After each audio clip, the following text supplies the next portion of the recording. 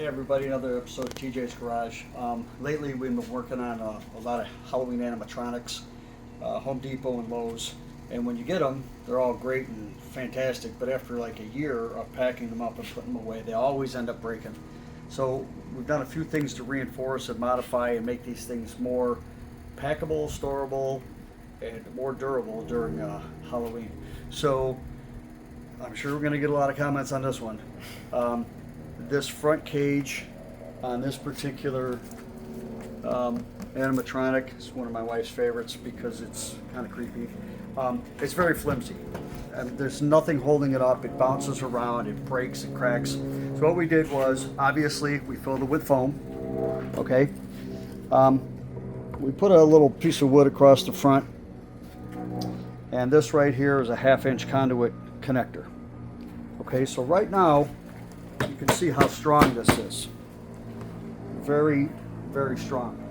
But now the other problem with this particular animatronic was when you pack it and you try to take it apart, the top half at this wire connection was connected to the clothing.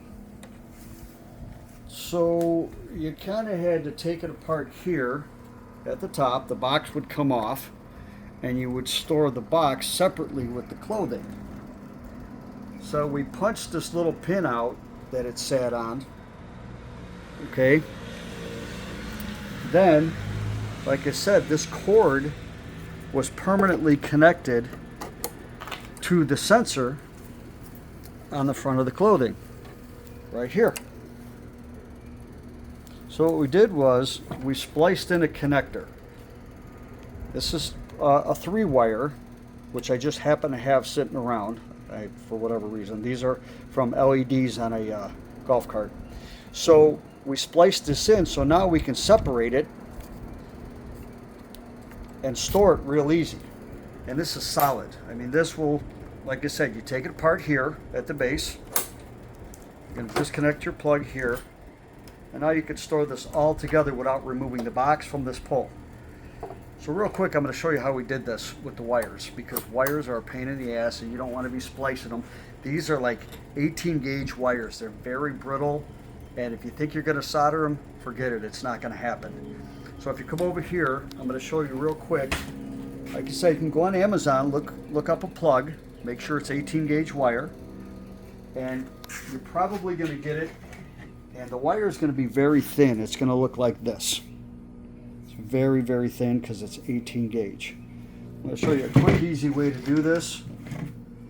Splice them together. Now this is just for examples only, learning purposes, whatever you want to call it. Here's a blade off of a, just like a dollar knife that you'll find at the dollar store. You get the blade. If you come down here and you got your plug, take the blade and just roll it very gently over the jacket of the wire, right? When you see the wire, you know you're through. You just keep bending it. Now, you just pull it off. There's your wires. Okay? Now, everybody's going to say, well, how am I going to shred that? You're going to go get your pliers, your fancy wire stripping pliers. You're going to put it on there and it's going to rip it in half because it's smaller than 18 gauge. So once again, you're going to come down here with your blade. You're going to slightly roll it very gently. And that's what you're going to get. See how easy that was? Now when you want to splice, you take the wires, you roll them so they're nice and tight so there's no frayed ends. Okay? I'm going to come over here and I'm going to show you how to splice this black wire together. See, you're going black to black, obviously, because your plugs want to line up. We're going to take this and we're going to do the same thing. We're going to roll it. When you're doing these little brittle wires, you just want to roll. There you go. Okay? Twist it so it's nice and tight. Take it, line it up with your other plug, or with your other wire. Now you got your 2 wires together. I'm going to twist them together, right? There you go. Now everybody's going to say, well, what if they arc? Well, here's what you're going to do. You're going to take this wire, you're going to bend it in half. Just like that. You can look real close. It's bent in half. Connected and bent in half, right? Then, this fancy little item here, it's called shrink tubing. Okay?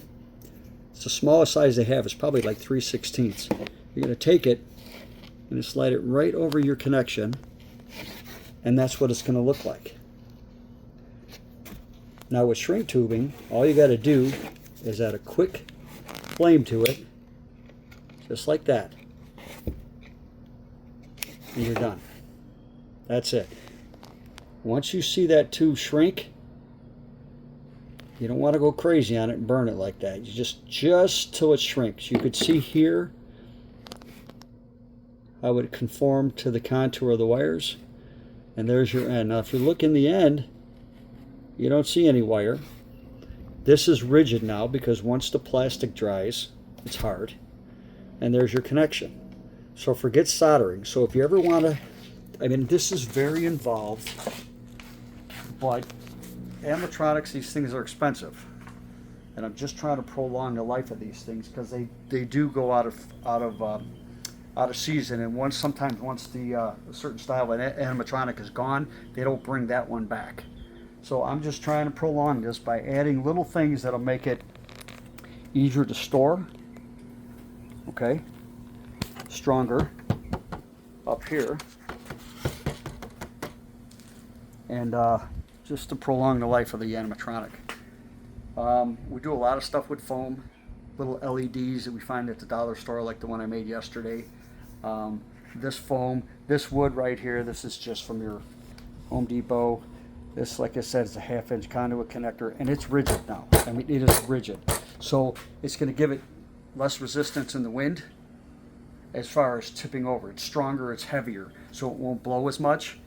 Although you should pin them down if they are sitting in grass. You can put pins on there, landscaping pins, to hold them down. But this one works great. It's strong. We have no problem storing it, and it comes apart in a few pieces, and it'll fit right back in the box. And we'll probably get another few years out of this as long as you don't leave it out in the pouring rain. That's all. Thanks.